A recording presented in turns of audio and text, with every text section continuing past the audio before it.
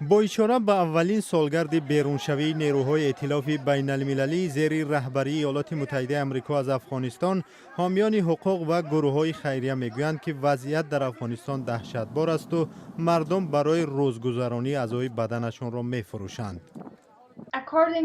بر پایه آمار نوترین سازمان جهانی اوزوقا 90% مردم افغانستان با ناامنی غذایی مواجه می باشند.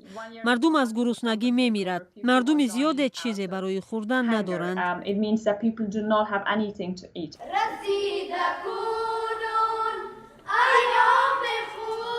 حکومت طالبان روز دوشنبه اثنای تجلیل اولین سالگرد حکمرانیشان ابراز داشتند که میخواهند با تمام کشورهای عالم روابط خوب برقرار کنند.